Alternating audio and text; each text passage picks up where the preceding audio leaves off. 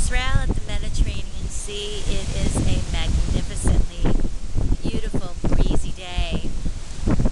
You know, my aspiration is to be more and more real as I share, because as you know, one of the reasons for my YouTube channel, my encouragement daily videos, is to get people talking about real things. And unfortunately, what I have experienced in a lot of the churches and the church culture is, now that we're saved, blood-washed, born again, we're all about the Spirit, but what are you doing with your emotions?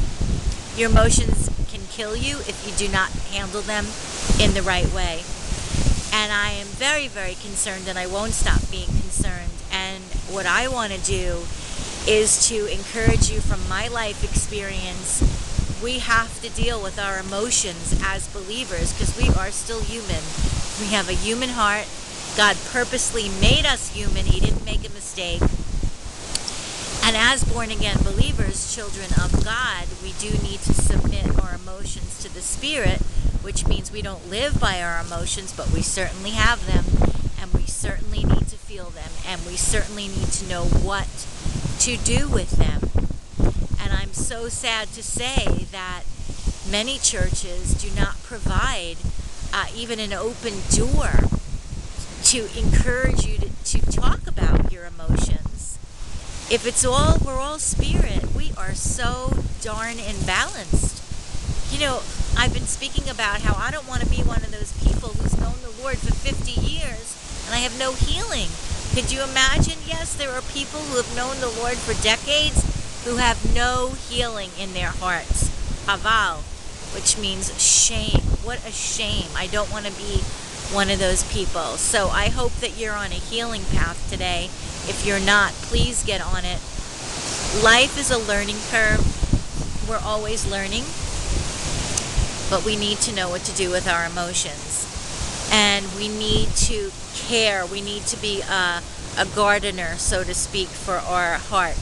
If you look at your heart like a garden, God cares about our hearts. So we need to be a good gardener of these hearts. What are we doing with our disappointment, our distress, depression, grief, devastation, trauma? What are we doing with these things? Yes, of course, we need to bring them to God.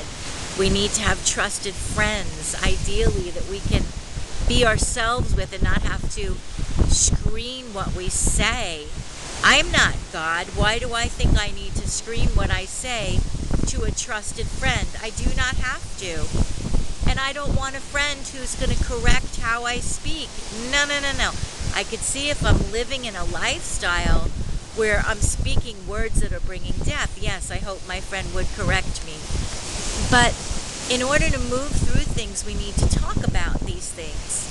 And so when we can talk about it, we can move through it.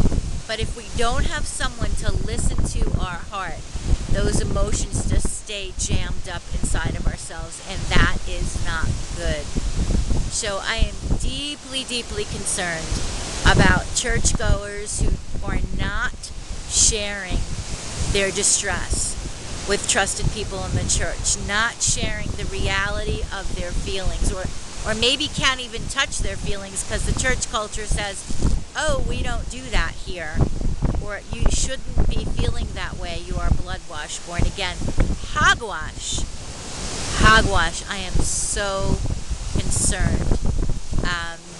And that's why my gift is encouragement. And so let's get real today. If you don't have people in your life that are trustworthy, pray them in. God will supply them.